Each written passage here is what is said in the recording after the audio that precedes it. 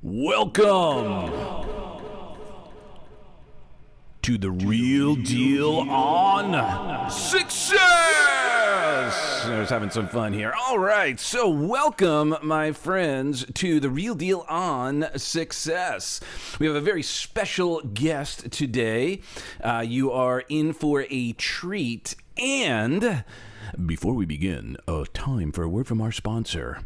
Are you feeling stressed out? Are you feeling under the pressures of the world, all these challenges? Are you ready to maximize your mindset? Then go ahead to mindsetmaximizer.com. Get your free guided hypnotic meditation where you will learn how to let go of anxiety, trepidation, and access even more confidence. So go ahead to mindsetmaximizer.com. All right, so this is Tim's Fancy Coach biography.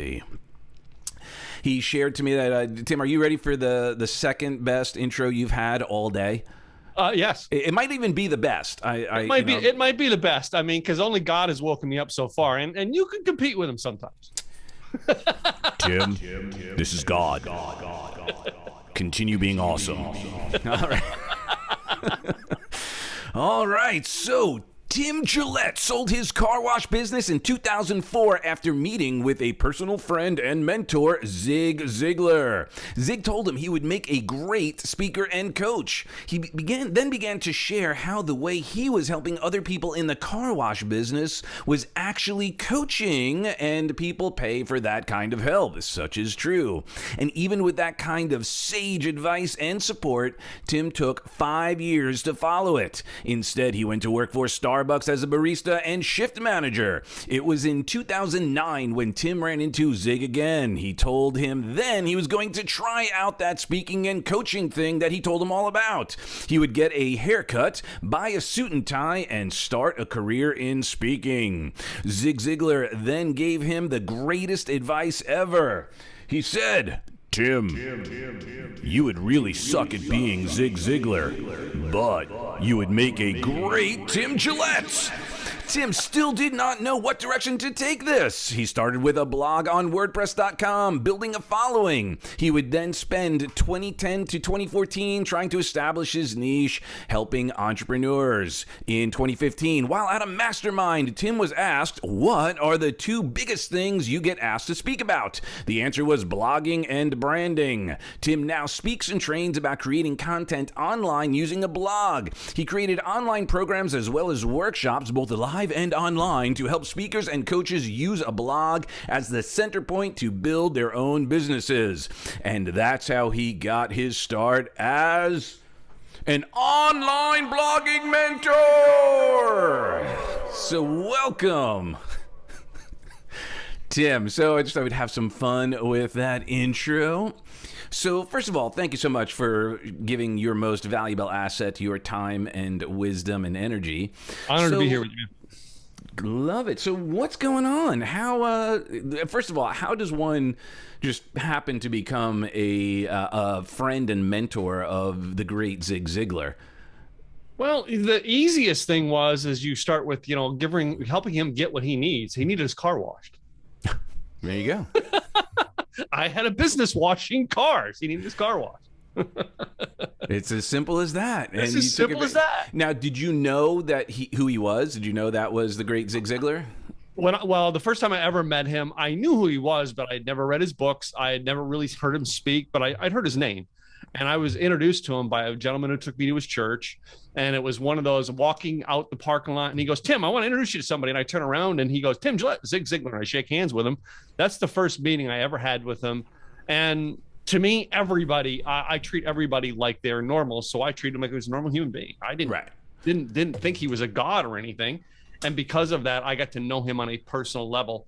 I've done that same tactic with many other celebrities. Mm-hmm. And when you do that, you know what I mean? You get such golden nuggets of life, because you're not sitting there going, oh my gosh, I'm in the room with the famous Doug. It's your Doug. It's cool. Let's just be friends. And that is where I got to connect with him on a more personal level.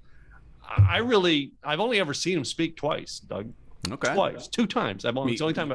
Speaking Yes. professionally, you've Professionally, spoken with him multiple times. And multiple times I've had personal conversations, Yeah. but as a speaker, only 2 times I've seen his son Tom speak more than I've seen him speak. Wow. So Yeah. as a seeing both sides of it, was he the same on stage as off stage?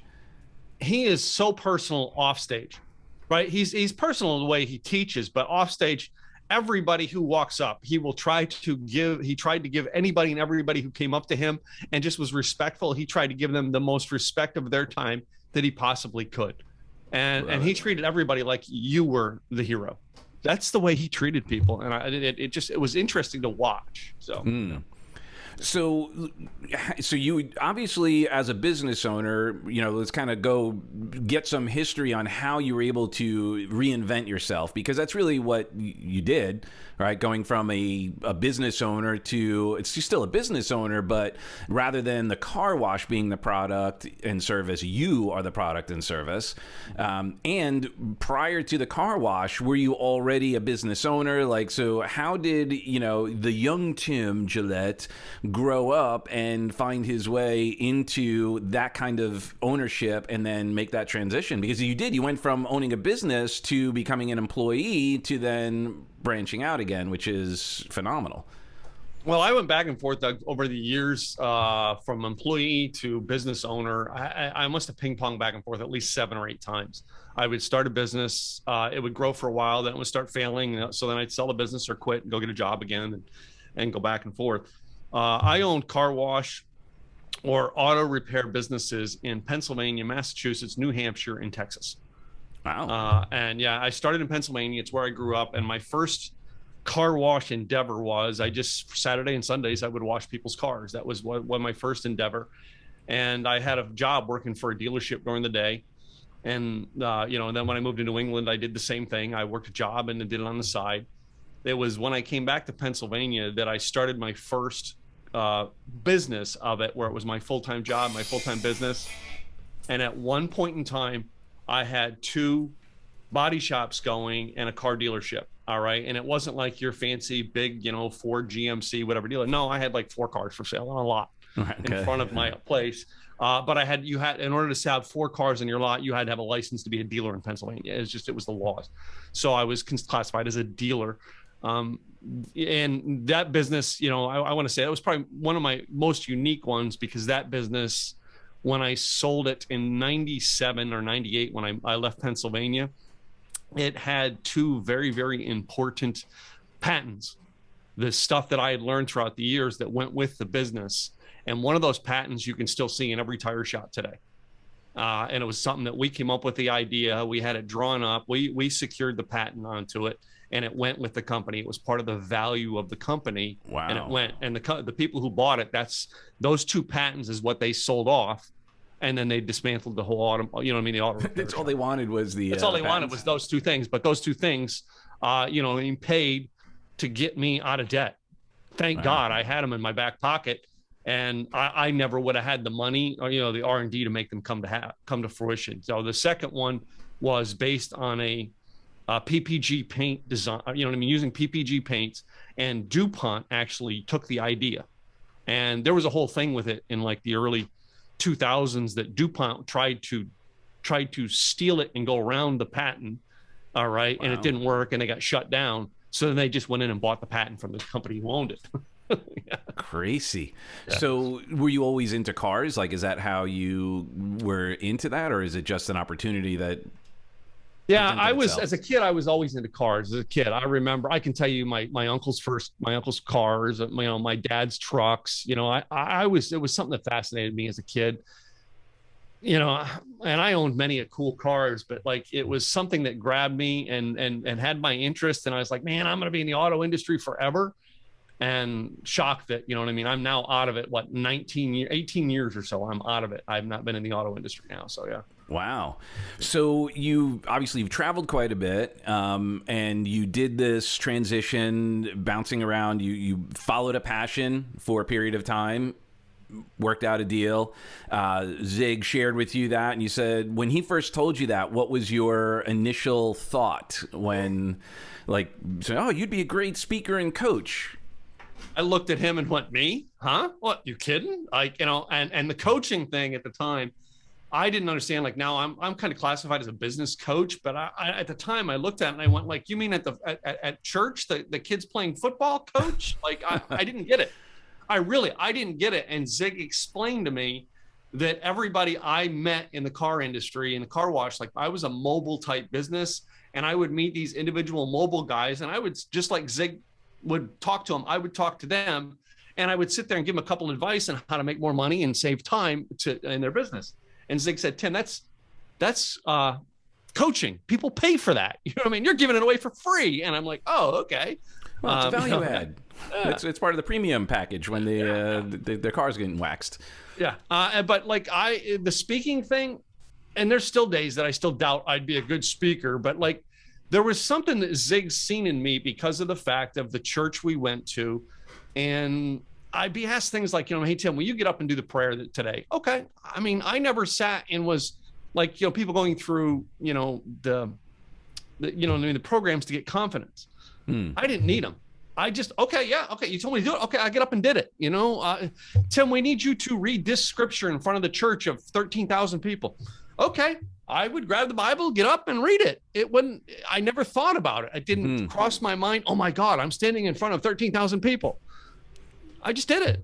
It wasn't, and that's where Zig, that's the picture Zig's seen in me. And he said, Tim, he says, you don't know how many people come to me want to be a speaker who can't get up in front of 5 people and say, hi, I'm Tim. Right. No problem with it. Now I do have the ums and ahs and filler words in there. Like I never went to training for that, but I'm much better at it now than I was. But it's not, most people are there. It's not a confidence thing. You know what I mean? For me, I had no problem with it, and I don't know why. And that's how people get away with also fillers, is that if you have that level of confidence and certainty, those fillers are overlooked. It's when people are crutching with them and they're using that as fillers for not having the confidence, and it's more of like a nervous tick as opposed to having a thought going through your head and you're just so quick and you're trying to grab it all. There may be some of those filler words just because your brain is busy thinking of how to support and serve the audience. Yes. So brilliant. So here's what's interesting that I guess could be very helpful for people, because of course, you're the only one who's ever had to reinvent themselves or figure something out to do when things are interesting. And there's never been interesting times, to come our way. But if there were someone to do that, perhaps they'd be able to get this. You finally made that decision. You went back. And I guess part of your pattern was you had a gig, or you owned a business, feeling pretty good, and then went back and got a job, job. Before we get into now, like future pacing and getting into that head of speaking and blogging and figuring out your niche and all of that, what was it like to bounce between, because we're all going through these different times, making decisions. Sometimes we got to do things that maybe feel like stepping backwards or things of that nature. What was that experience like for you, and how did you navigate that? For me, going the step backwards after owning the company, and my car wash company, guys, it was $1 million company, but like I didn't see $1 million every day just because I had $1 million flowing through it. But I went from $1 million company to serving people coffee. And most people will go, boy, that's a huge step back. For me, I had to get out of the automotive industry. I had a 10-year do not compete. All right. And all I'd known for 20 some odd years was the auto industry. So it was a stumble for me. And when I got the job offer at Starbucks at the time, I went, okay, it's a part-time job. It gives me benefits. I don't have to pay for my insurance anymore. I can buy 401k. I can put money aside. And it wasn't a lot of money, but I didn't need a lot of money to survive. So I was kind of felt like I was semi-retired. But when I took that step back, there's something that I now have learned through that I really believe every kid should do a service job of some sort. Mm-hmm. At Starbucks, I became a shift manager, and they wanted me to become a store manager, and I didn't want to go that far. But I implemented something that is still used today in Starbucks training in the Dallas area, because of the fact that I'm a thinker. I don't just come in and mindlessly do a job. I think, how do I improve it? I've always been that way. I've never stopped thinking that way. And when I came to Starbucks, the number one thing that got me was, we are in the people business making coffee. And I had people come in, and if you ever go into some of the Starbucks and you see our coffee shop and you see the guy making coffee and he's looking down the whole time trying to make the coffee, and you're standing there talking to him and he goes, and he doesn't look up. That bugged me. I'm like, we're in the people business serving coffee. I have to hold a conversation with that guy while I'm making his drink. So we come up with a training way to help people to learn to do two things at once, to be able to hold the conversation with the customer. And that is what got me cemented and loved as someone who worked for Starbucks, is I would hold a conversation with everybody. And there's a lot of people I didn't like, but I still would hold a conversation with them because we were in the people business serving coffee, and it became a huge life lesson for me. Wow. Very cool. And touch upon a little talking to people you didn't like, because we're in, and again, not that that's possible today, that anyone could be divisive or, have differing opinions and not like someone, and people, no one would unfriend anybody or anything like that. So of course, since that never happens, maybe this conversation is pointless. And just out of curiosity, how did you find yourself able to communicate with people you may not have enjoyed their presence so much? They number one, I worked at Starbucks. I was there to make their coffee. Again, I get it. I'm in the people business making coffee, but they came there for a reason. They came to get coffee.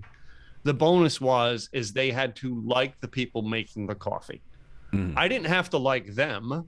That was the bonus for them. I had to make that coffee for them because that's a service or a product they paid for. And if I'm behind there and my name's on that, making that drink, it's got to be the best.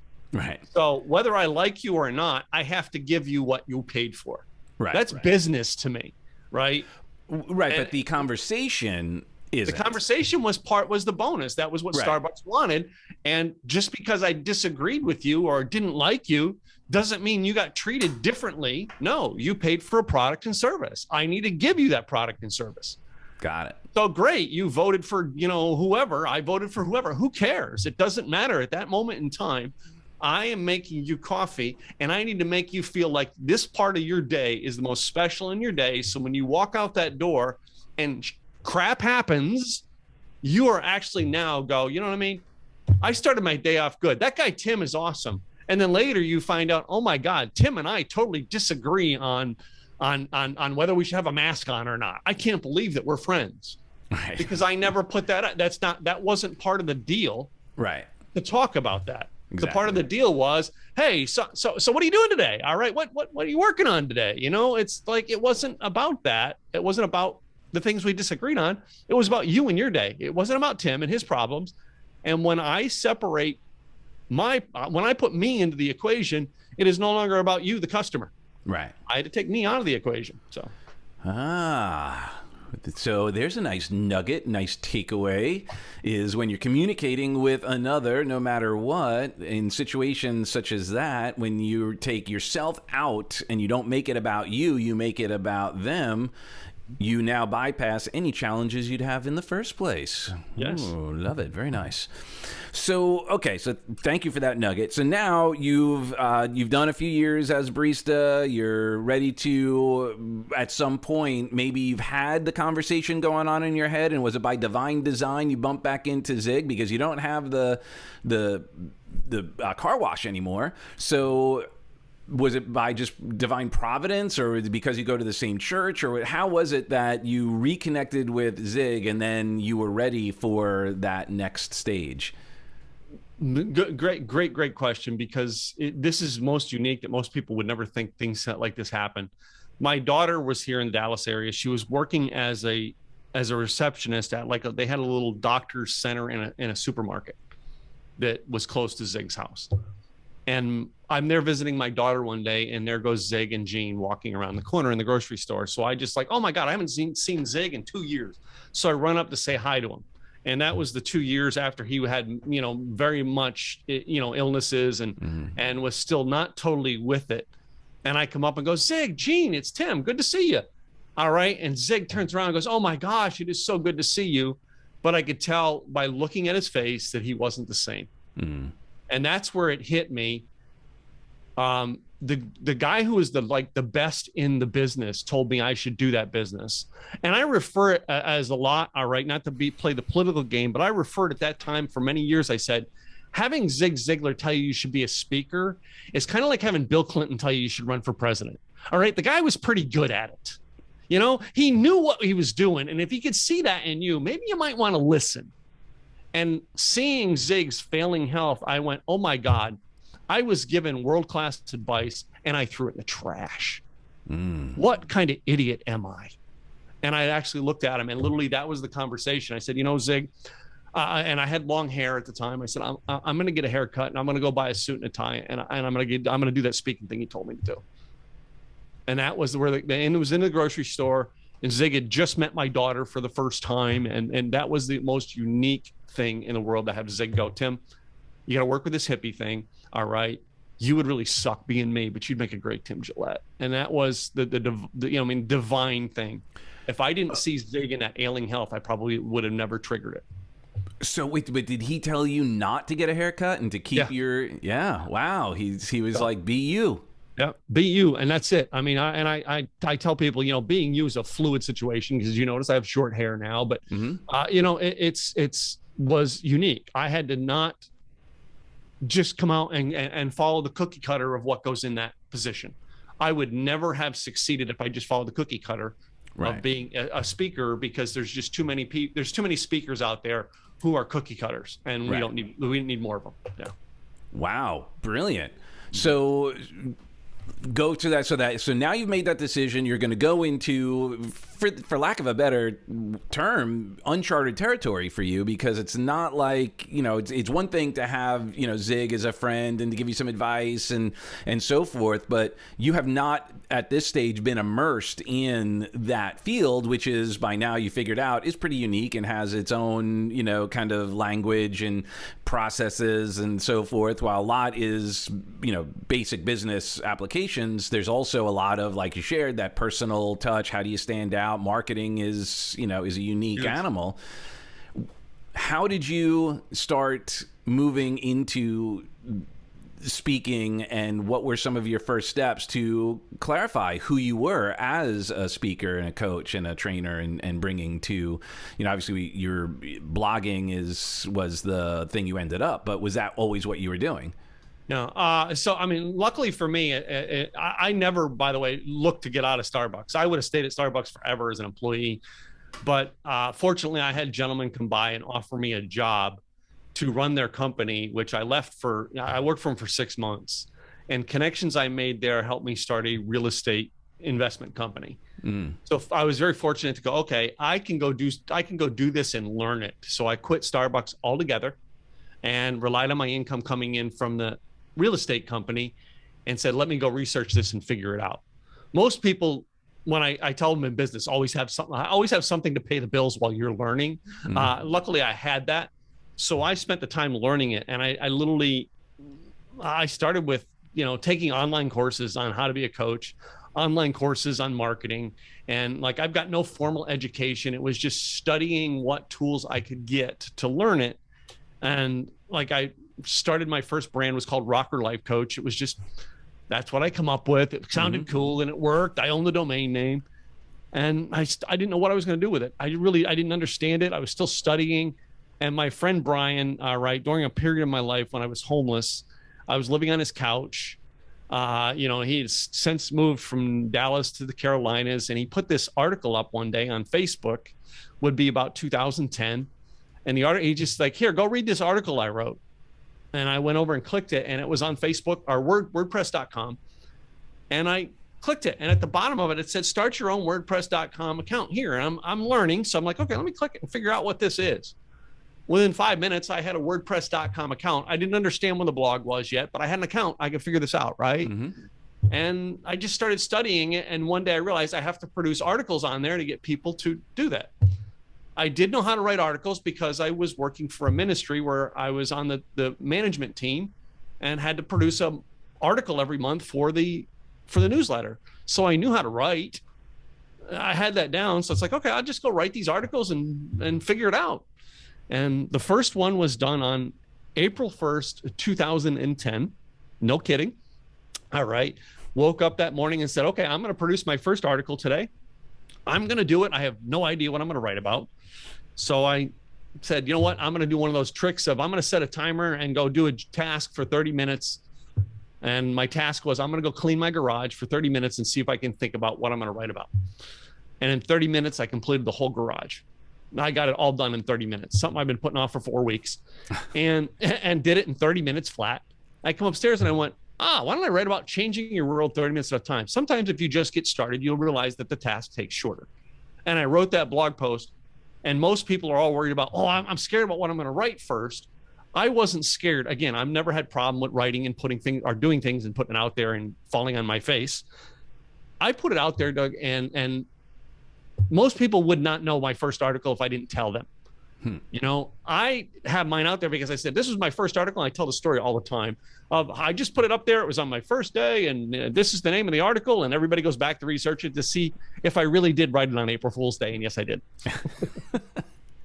That's awesome. So when you started the writing, so you started the blog, but you're still in sort of education mode.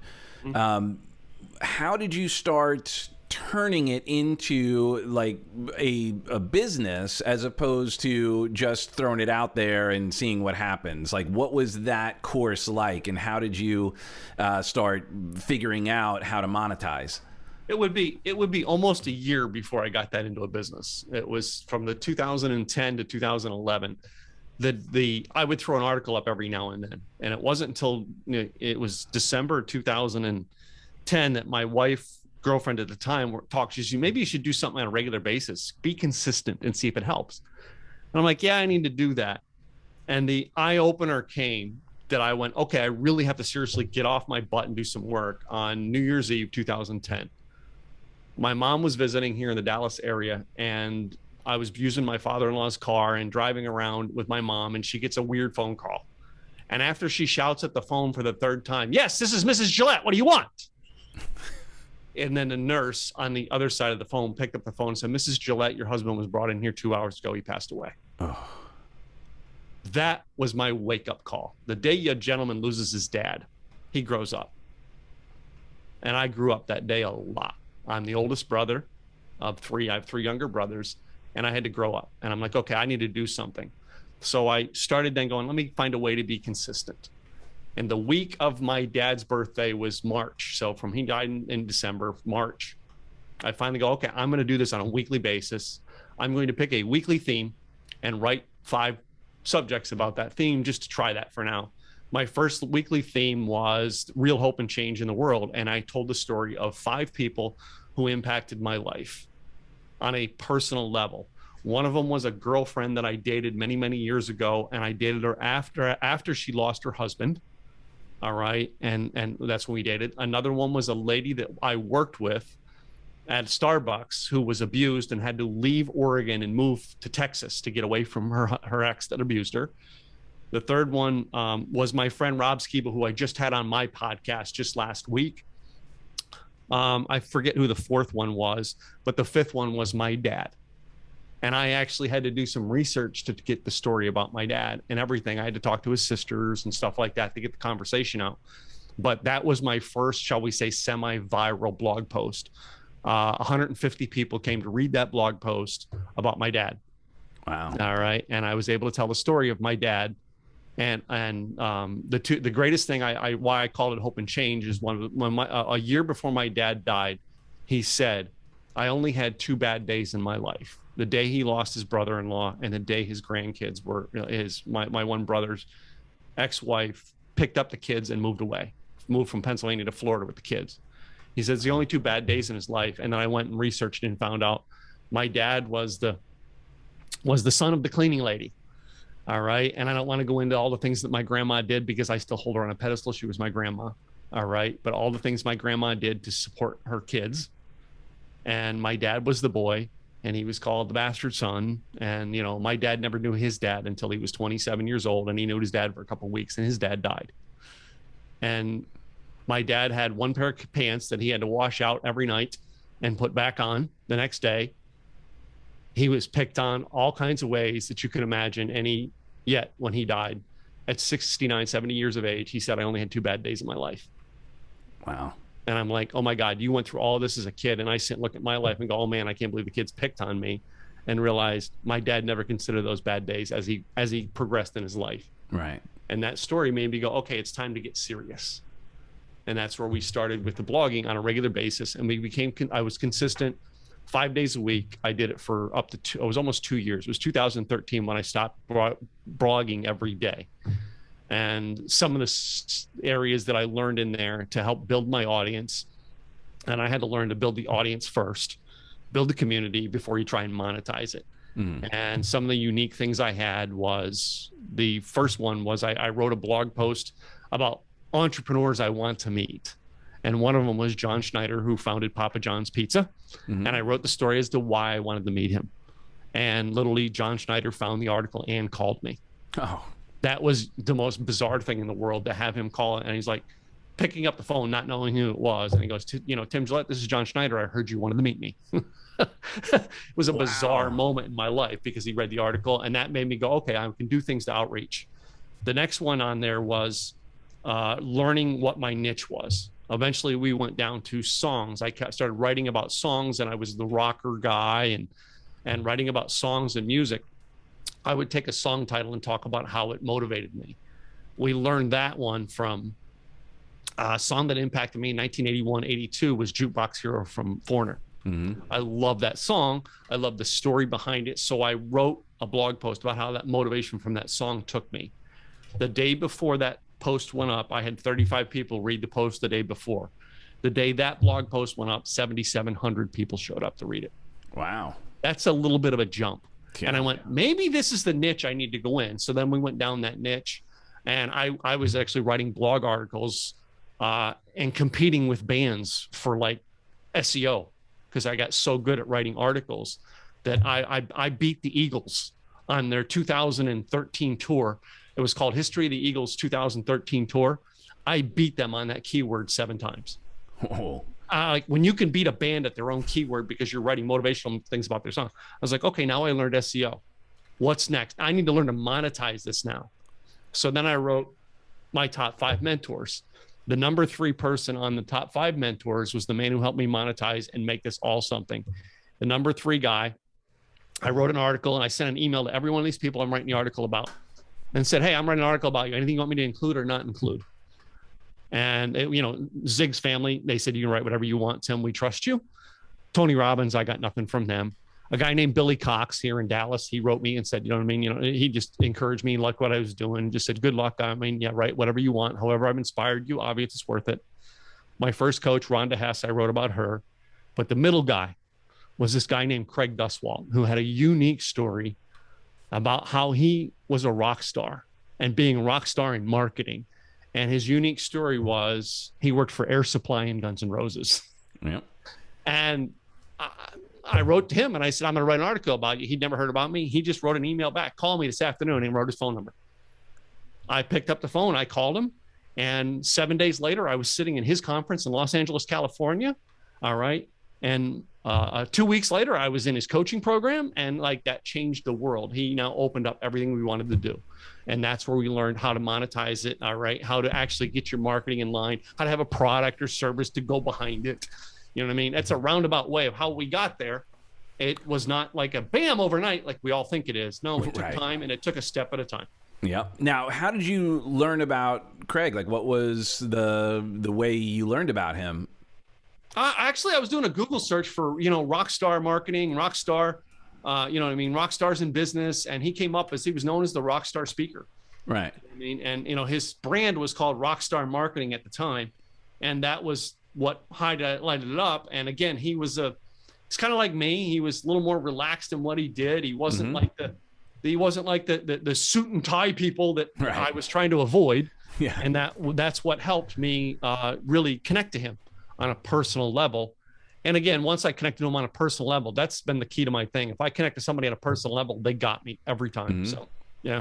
Well, and Craig's such a great guy. You know, he's been on the show here on the Real Deal, and fantastic. I love his story, and what's cool, like I would say certainly the three of us are very similar, kindred spirits, having, you know, a variety of music passions. You know, we all have that in common, and using Rockstar. I mean, look, you can just see my logo. It's right there. So I love that. And then you also, so that's when you really got to also, I imagine, understand the value of immersing in an environment like a mastermind and having a coach and someone to light the way, as it were, you know, kind of help you light the path so you can walk it, but also let you know, hey, there's a, you know, don't trip on that over there. Here's some opportunities. What was the impetus when you first went there? Because now this is the first time you're probably investing in yourself, and in that way, like, you know, paying for a coach or a mastermind or that kind of thing. What was that like for you? What was that conversation in your head that you were like, you know what, I got to do this. Like, this is the time. Yeah. At first, I didn't want to do it. At first, I was like, man, I'm not paying for that. Why should I pay for that? And then I thought about it for a little bit, and I go, you know what? Those people who invest in their businesses grow their businesses. I spent all this time learning the knowledge. Maybe I need to connect with someone who can take me to the next level. And at the time, you know what I mean? As I tell the story, some of you guys are going to maybe relate. At the time, I looked at his program, which was like $3,500 or $4,000. And I went, man, I can't afford that. But I was driving a $55,000 motorcycle. But I can't afford $4,000 for coaching. And I thought about it while I was at his event in California. And I called my wife, all right, and we were just newly married at the time. And I said, you know, I said, Gwen, I'm joining this coaching program. I think I can scrape together the money for the down payment, and I'll just figure the payments out. But in order to afford this and have my business pay for it, I have to get rid of the motorcycle. I can't afford a $700 a month motorcycle payment and pay for this to build my business. I says, so while I am here, clean my bike out, take it to the dealer and sell it back to him so I don't see it when I get back. Because it was my dream motorcycle. Wow. I mean, this is a dream I waited years to get. And I said, take it back to the dealer. And my new wife at the time said, no. If you want to do this with your business, you go through it, and we'll find a way to pay for that coaching, and we'll find a way to keep the motorcycle. And the motorcycle was part of my first 2 years. It's part of my whole persona. The first 2 years was making that investment and understanding that you know what I mean? I needed to invest in myself. And I do have a picture with that motorcycle with Craig sitting on that motorcycle. Wow. And cool. Because of my connection to Craig, I have a picture of Duff McKagan from Guns N' Roses sitting on that motorcycle. Right on. Good thing I kept it, huh? Yeah. Do you still have the bike? No, I sold that bike in 2014. All right. I bought it. It was a 2011, and literally it was like 55,000 when I bought it. By the time I traded it in, it was worth like maybe 20. Like it was a, I you need to hold on to it for another 20 years to. Yeah, I did not buy my motorcycles to buy them and sit them in a garage and wipe them down. Right. No, my bike in 2.5 years of owning it, my bike had almost 100,000 miles onto it. Wow. I have this centerpiece back right here. You can't see it because it's glass.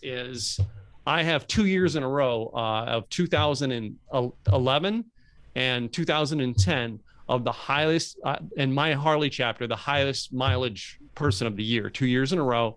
And our chapter was those 2 years, our chapter was the highest mileage chapter in all of the Harley Davidson owners around the world. And I was the #1 person 2 years in a row for riding the most miles. Insane. Yeah. Wow. I rode everywhere. And my motorcycle, I've got 1 million miles on 2 wheels. That's and insane. I've only had one bad accident. Very fortunate. But I traded that one in because it was just worn out, and I got another one, and I didn't keep that one. I think we got rid of that one in 2018, and we don't have any motorcycles. And my wife and I always had motorcycles until 2018. We just said, okay, we're done with that for now, and we're going to take a break. Yeah. Cool. Yeah, I haven't ridden I have a motorcycle in my garage, and it's been sitting for a while. Once, 7 years. Once we had our daughter, I just needed a little bit. They needed some brake work and stuff, and it just, so it's inspiring me to do something with it anyway. Yeah. So, all right. So now you've gone to this event. You started getting excited. Craig and you connect on the rock, the whole rock star vibe, and there's no competition. It's all support. How did you then start monetizing? Like, what was it, that aha moment for you that you said, oh, okay, wow, I can either charge, like, were you charging for your services, or were you charging for ads because now you are having viral posts? Like, what was your approach originally to start monetizing? Well, this is going to blow your mind as a blogger. I never make any money on advertising. That and my podcast has advertising on it now, but I never made any money on advertising on my blog. Okay. I made money by products and services, and Craig and I built a model where I was speaking, and I spoke at an event, and then I sold a package at the back of the room. Then I would host my own event to sell into a mastermind of mine. And I've created, I think, like a dozen or so over the years, informational products, to where basically I'm selling something from the blog or speaking for you to go try out this program. And that was how we monetized it and built it into a system. I have to, I have to do everything with what's the end goal in mind. Mm-hmm. So like, I can't randomly, well, let's try this. Okay, let's try this. Cause I don't know if CJ Ortiz from Metal Motivation or not, but CJ Ortiz used to hit me up. Why don't you have swag, man? You need to have swag, t-shirts. And that's how he made his business, was doing swag. Mm-hmm. And like me, I'm like, nah, I don't want to. Now I'm actually going to create a t-shirt with the Blog and VideoCon logo onto it. But like, I just wasn't into that stuff. Mm-hmm. And like, that's how some people are doing it. I wasn't in. I had to have a purpose. Everything I do serves the next purpose, serves the next purpose, serves the next purpose, serves the next. And that's how I built it out. And I'm always refining that process. And I have, I have a platinum coaching, I have an elite coaching, and I have an inner circle mastermind. And everything I do gets people to either join the inner circle mastermind, the platinum coaching, or the elite coaching. That's everything I'm trying to do. Get you there. That's what I'm trying to do. I'm not playing any other games. And who's your ideal referral? Who's like your ideal client? Who do you serve the best? Like, if someone were listening to this right now, who would be the person that you go, man, if this is what you're looking for, this is what you do, I can help you accomplish those goals? So the mastermind is actually filled up with people, well, not full, but about 50% of the people, and I'm going to say this, and I'm pretty sure they're not in your program, but 50% of the people who come to my program come to me because they've gone to all the fancy gurus and spent all their money and are broke. And they come to join my mastermind because it's $3,500 a year, dirt cheap to join. And they come there because they're broke. And then I'm their last ditch to try to save their business. And most of them we turn around because of the fact that we realize that the reason you tried to invest with the Tony Robbins type is because you want the fanciness, but you don't have the assets to make it work. Right. All right. So that's the people who are coming into there. They're all entrepreneurs trying to put the system together. All right. Everybody who comes to my programs, they're entrepreneurs who don't have the system together. In other words, they think they want to sell this, they think they want to do this, but it's like, okay, how is it going to work together? And we create the whole process from beginning to end of how it works together. How doing a podcast like this feeds your business. How speaking at an event feeds your business. And purpose behind it. And we've had people come through the program who left real quick because they weren't willing to do what it took to make it work. You know what I mean? The number one investment you have, as you said in your beginning, is number one investment you have is your time. And we have to teach people, when you don't have money, the first thing you invest is your time to make things work. And most people are like, I don't want that. I just want to put it on the internet and make $1 million. Great. I'm not your guy. Bye. Yeah. Yeah. Love it. So you started doing the blogging in 2010, 15. did you say? 2010, I started the blog, right? By the time I actually started talking about blogging, live streaming, you know what I mean? And the whole package was 2015. All right. And that's the area we went to. Yeah. So what has been your experience as far as technology and, SEO, and how, blogging obviously was easier for most people at first, and because doing video like what we're doing right now was not always so easy and so high quality. How have you noticed, because obviously your blog and VideoCon, so you've obviously incorporated video into it. What have you noticed as far as that shift, and where do you see potentially maybe things going in regards to marketing and sharing your content through blogging, vlogging, etc.? So it's interesting you asked, because just last Monday, a week ago today, from recording, I was sitting in my mentor Craig's house talking about what my next year's plans were. Literally, we were, it was us elite members talking about what we're going to do in the next year. And Craig made us write down what, if you could be labeled next year with one word on the internet, what one word would you want to be labeled as? And I wrote, repurpose your content. I want people to know me as repurpose your content guy. And I was like, what do you mean? Because yes, I started with a blog. The second thing I did was an internet radio show, or podcast, if you want to call it. It was called an internet radio show on Blog Talk Radio. The third thing that kicked me off and literally shot me up was getting live on video. When I went live on video, blab.im, I don't know if you were on Blab, Doug, when it came out in 2015. Yeah. I literally got on the platform, and within less than 30 days had 2,000 people following. And I was asked to be on everybody's shows. And I'm like, again, the same thing, me? Why do you want me? I don't get it, right? But that told me that's what my audience wanted to hear from me. Your audience wants it, you get it. So then again, I can't walk into anything and go, well, let me just throw this into the mix. I'm like, oh, how do I make this work? So we created this whole repurpose idea.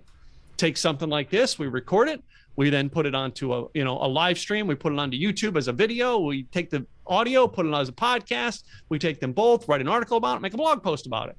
It's, then you take clips and blips from it here and there, and you make social media out of it. And it's like, again, I have to have purpose behind everything I do, or I don't do it. Love it. Now, when you started doing video, are you doing your own edits? Are you doing, do you have a team to do it? Or at what point did you, have to ever learn it yourself, or did you always have someone to do some of the tech stuff? I do have a gentleman who does some of my editing. But for the most part, I know you guys are going to love this. For the most part, 99% of my content that's put online is unedited. Right. You get to see the raw Tim. Mm-hmm. I do not, even when I put the recorded video up, I do not edit out the ums and ahs and the blips and stuff like that. No, I keep them in. I don't know why. I just always do. And sometimes I find ways to disguise around it. And I just like being raw. I know I'm on a show that's real and raw, so I might as well be raw. Indeed. Yeah, full disclosure, I do my own edits, but my edits for this will be when it comes to the podcast, I'll do a quick little intro. Yeah, and an outro, and that's about it. And then it goes out the whole long form. I don't edit it down, because there may be something for me that I thought was really valuable and helpful. There may be other things that other people go, "Ooh, that was it. Why would I cut that out?" So I just allow divine design to come in and share whatever needs to be heard to whomever needs to hear it. And that's the greatest way to do it. Yeah, it's my mistakes. If my mistakes help save you time and make you more money, by all means, I want to leave my mistake up there for you to see. Right on. Yeah. So the good news is, I guess, you were in your transition and out speaking and so forth during, now we'll put a time stamp on this a little bit, during COVID. I don't know about you. Did you lose gigs? Were there speaking opportunities that went bye-bye? And the good thing, you were able to still be doing video and blogging and so forth. But did you notice a shift? Did you have to pivot in any way? Or were you just sort of putting a little more energy into what you were already doing? Yeah, I was on virtual events. Like from the moment we got locked down the first time, I was on, it was 28 weeks in a row. I was on at least virtual events speaking. I'm sorry that you paused a little bit. How many? Now I'm losing you again. During the pandemic. And the key is the pandemic hit. I've been doing my mastermind thing on Zoom for years. My coach actually hit me on how to run Zoom.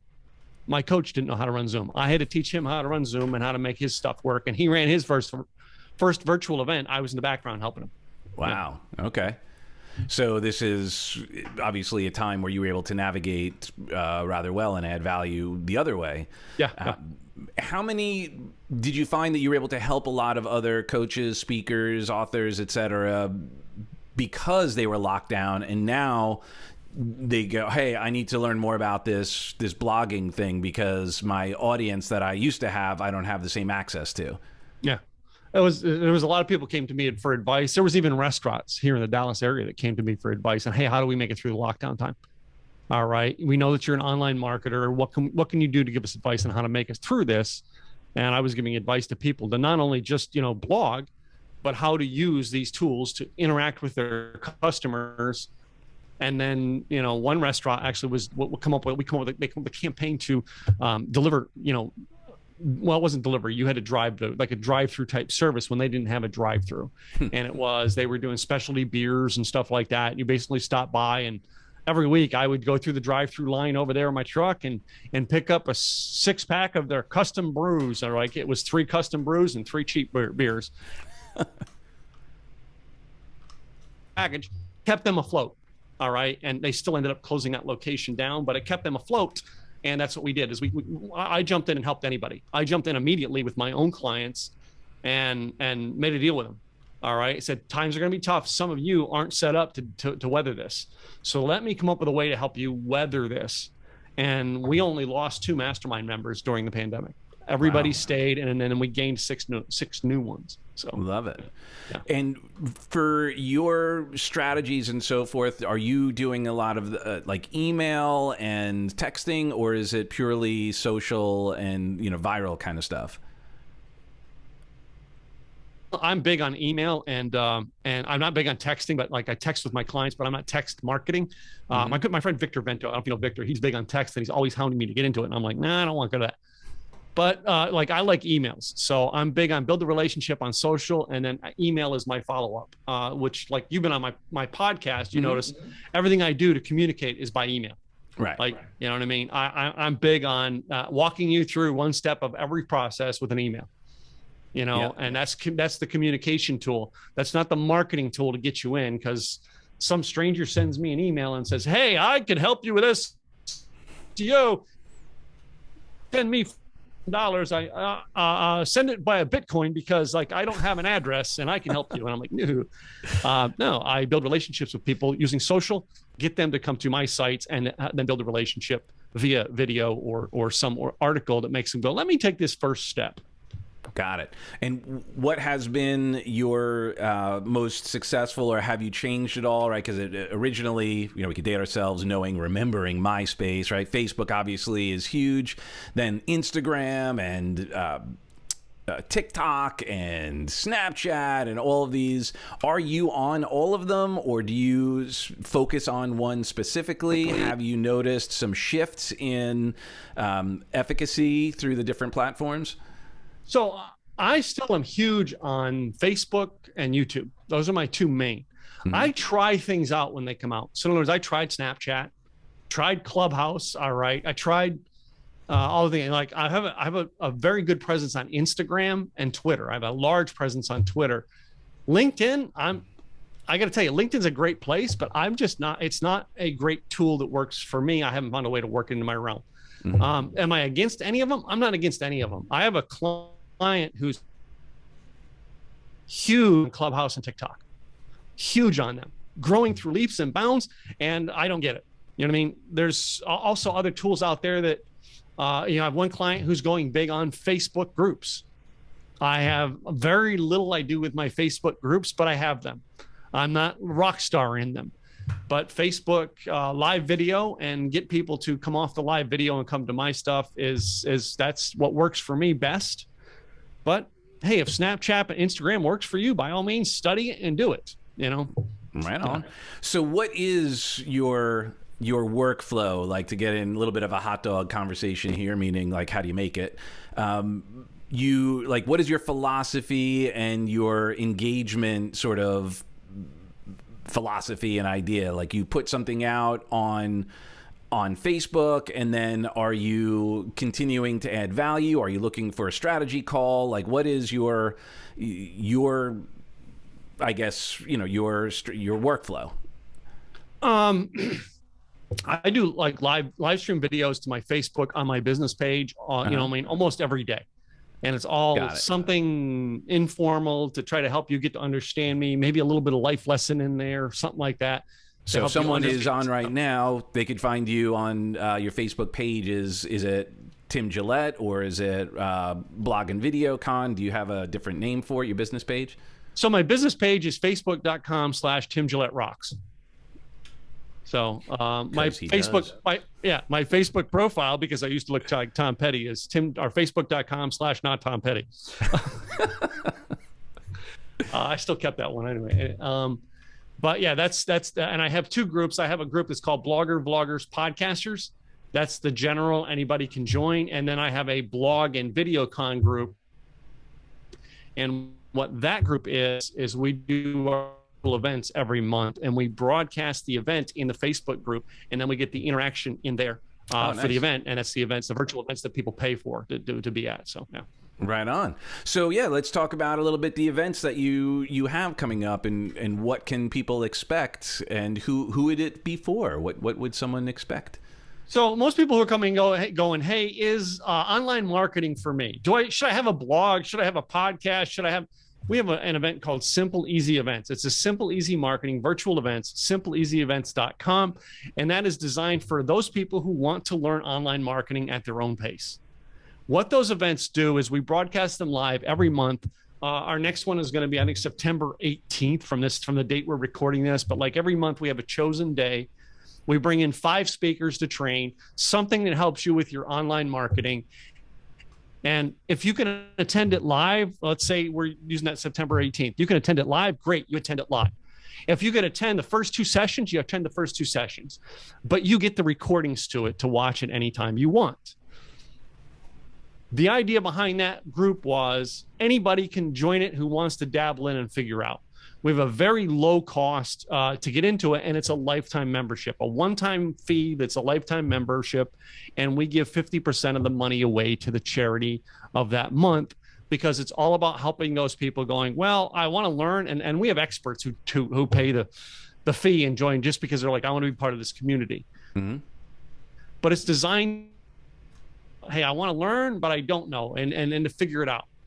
The next level we have is if you want to come to a live event. We do 2 big live events a year. The next one we have coming up is Blog and Video Con. It is our biggest one we do over the year. This year's not going to be as big because we're just not going to deck the halls. Not sure who's going to be willing to show up in this in this current situation we're in. Mm-hmm. So we're doing a smaller event that's more like we do in May, and it's a 1-day mastermind, 1-day training event. But normally that event is built around the fact that you come there, you're meeting with a bunch of people who do the same thing as you do. You have a community, or you're starting to build a community, but you want to learn how to build it. We have speakers who share about it. I share our signature programs. And then we have breakout sessions where basically you may learn more from the 5 people at your table than you learn from me teaching on stage. Right. Or you guys may sit at the table and talk about how to implement what was just taught from stage and come up with an idea all together. And actually, from our blog and video con, we've had people go home and create new companies. They met at the event, and they go home and they create a whole new podcast together, which turns into a company, which turns into product services, and they go a whole nother realm. And you know what I mean? It's bizarre the way things happen. It's designed to be an event, but an incubator to connect with people who want to grow. And then in the spring, we do a thing that's we're changing the name, so I don't know what it's going to be called at this point. But in the spring, it's designed to be a mastermind/event. Like it's kind of like what we're doing here in this blog and video con, but it's going to be unique. And that is the fact that it's going to be a mastermind type event. It is designed to be a smaller amount of people come into a room, and then we talk about what's going on in their business for day 1. And then day 2, we come back and train on exactly what we said we wanted to learn. So it's like you and I are sitting in there talking on day 1 at the mastermind session, and I really like to learn something about here. This is what I want to learn this weekend, and you tell me I want to learn how to repurpose my content using LinkedIn. Well, the next day somebody comes in and goes, well, here's what I know about LinkedIn, how I can help you do it. Right. So it basically, day one, we all put on the table, this is what we're trying to learn. Day two, not only do we have two speakers coming in to share it, but we have a group of people who are at the tables going, well, have you thought about doing this? You know what I mean? So yeah. Oh, I love it. Yeah. So what advice would you have for someone who is kind of at that point of, okay, do I do a podcast? Or they're doing it. They're doing a podcast, they're doing a blog, they're doing a video, they're doing, like, do you have something that, or a philosophy around, like, some people say don't do a podcast until you're more established. Other people like, do a podcast to get yourself established. Like, there's, you know, there's all these different ideas and philosophies. Do you have one in regards to that? Do you have like an ideal timeline or anything of that nature based on all of the opportunities that are available? I'm a firm believer in go try, find out start by trying what you like. All right. Most people will not try what they like. They will tell, well, you know, I met this guy, Tim, and he said I should do. I'm not a fan of go do because I said so. No, I'm a fan of go try and figure out what's going to work and what won't. Give it a test. In other words, you want to try blogging, give it a test. Create 100 blog posts and see what people follow or like. You want to do a podcast. Start with scheduling one day a week. And just do it for, you know what I mean? Try it for a 3-month period of time and see what happens. See what your numbers do. You want to do live stream video. That's a little bit more intense. And we tell people do that at least twice a week, if not more. Do that for a year and then look at your numbers, because live streaming is going to be different.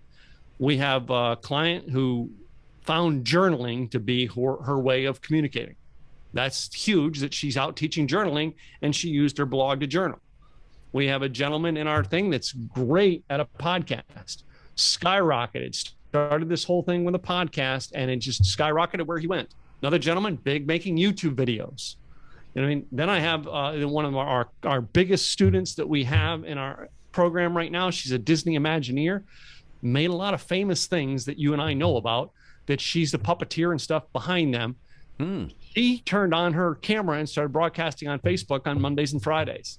She built an entire community of people who want to show up, talk to her about art. Wow. And she creates stuff like this little thing here. She creates stuff and then sells them to her community. And like, this is number, I don't even know my number, what unit I have. Number 17 of 50. Wow. Cool. But she built a whole community, and she's got people in her community paying her $1,000 a month to be in her community. Brilliant. She's a Disney Imagineer and like has created a lot of famous things. A little bit different than, hey, I'm just Joe Schmo who let me talk to you about car washes. Pay me $1,000 a month. It doesn't work that way. Yeah. Right. And on that note, how have you found, and have you had to shift as far as getting people's attention, right? The subject line, the title of the show, all of that stuff. It's such an interesting dynamic when, from my experience anyway, watching what, like, you hear the term clickbait. What has been your experience around that? What have you found that maybe has worked, not worked, or do you even worry yourself about that because you are coming from a philosophy of, the content's what's important? Well, I've always followed this philosophy. I don't know if you know James Malinchak or not. You know James? Yeah, of course. He's been on the show too. Yeah. James Malinchak said something one time that made a world of sense to me. And he said, if someone asked him one time, how do you get 700? What's the one you'd use to get 700 people? And he said, I can't tell you one way to get 700 people at my events, but I can tell you 700 ways to get one person in the room. Don't go with one way. Stop with that idea. Well, I got this way to work, I'm good. No, keep recreating yourself.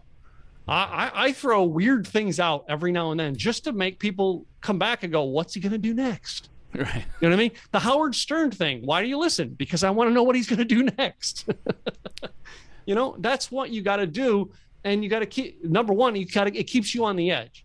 Right. If you ever stop doing the creating, you die. All right. And again,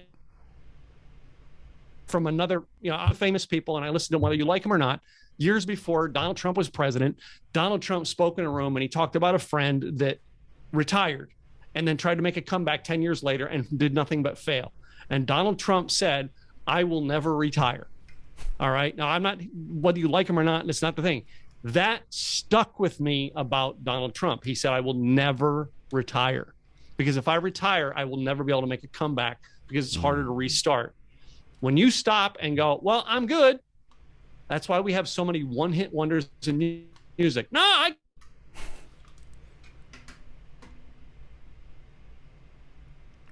recreate new ideas. And I don't know, I may come up with giving away a free box of air or something soon. A free box of air? Yeah, I've done that before. Like, Texas Air. I'll sell you a box of Texas Air for $20. Love it. How many buyers did you have? I think about a dozen people bought it. Awesome. With every session, you get a free box of air. We'll send you a jar of air if you're really lucky. Well, wow. It's unique to do it, all right? Mm-hmm. And it was a great campaign that we did. I learned from Mark K. I don't know if you know Mark. Mark is a talk show host, but he also does internet marketing. And I seen him do something that made me think of it. And the idea behind it was the box of air was getting it's a sales funnel. And it's just getting you, I'm going to do this to get to the next, like, just to see what's on the other side. Mm-hmm. So they would pay me the $20 for the box of air just to see if I really was selling it. Right. And on the other side, I said, well, obviously you trust me. Like, you gave me $20. You realize there's nothing in this box. And the video is me shaking the box out. There's nothing in it, but you gave me $20 anyway. I told you that up front. So you trust me. And then I give them like a month in my, program, my $100 a month program for the $20 as a gift. You know what I mean? And I said, if you want me to send you the box of air, click this button. I will send you the box of air. But if you don't, you just want this free, click over here and get this for a month for free. And okay. Yeah, nice.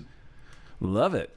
And so if you were to share with someone, like, I got the not retire and the keep moving, keep taking action, what has been maybe a defining philosophy for you, and any advice that maybe you would have given your younger self, that if there's someone who could benefit from some of the education, the foibles, the distinctions that you made on your journey?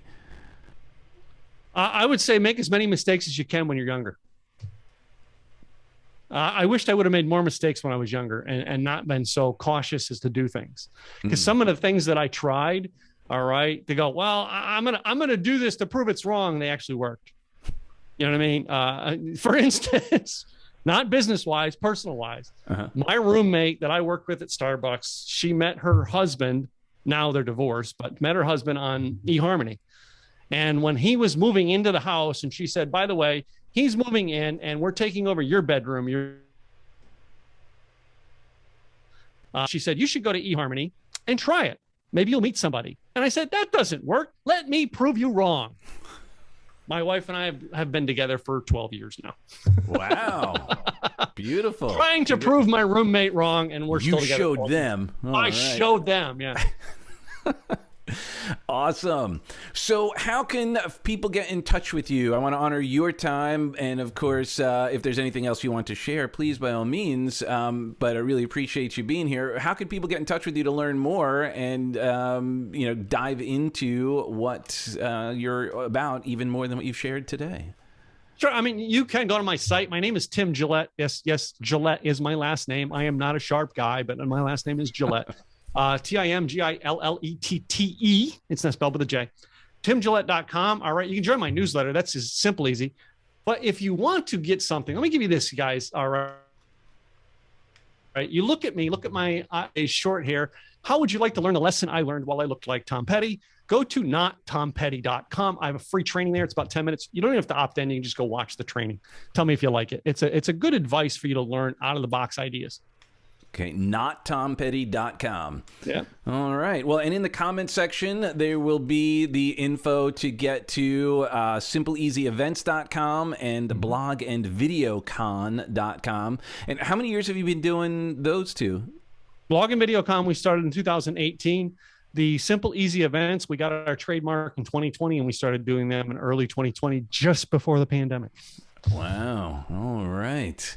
So, and we hold the trademark on Simple Easy Marketing. That was our trademarked name. So beautiful. Well, brother, I can't thank you enough for sharing your most valuable asset, your time, your wisdom, and beyond. I will be looking forward to checking some of those out. You may see me at these events as well. Anything I could do to contribute and add value and be part of the community. We're gonna get you to a blog and video content. I'm telling you, we're gonna get you there one way or another. One of these days, I'm roping your butt to Texas. Well, and of course, one of the things I'm sure you know that I do are breakthroughs. So if you want to have them walking on glass or doing a arrow break or fire eating, you break the arrow with your neck. I'm sure you've done all of these. We could even do a fire walk if you know. Yeah, because that's the one thing I've not done, right? I know. Yeah, that's why I was putting it out. We talked about that on my podcast. How I'd never done that. Yeah. So just food for thought. Maybe that would be the time to just say that's maybe it's time. Maybe it's time. Yeah. Anything we could do to add value to just the world and help people get their story out there, get their message out there, and really that's how we're going to transform the world, is by everyone just sharing their best self, their most authentic self. Cool. So thank you so much for that. You bet. Honored to be here, man. I appreciate all you do, man. Right on. Well, I appreciate you for who you are and who you aren't, and looking forward to more rock. See ya. Bye.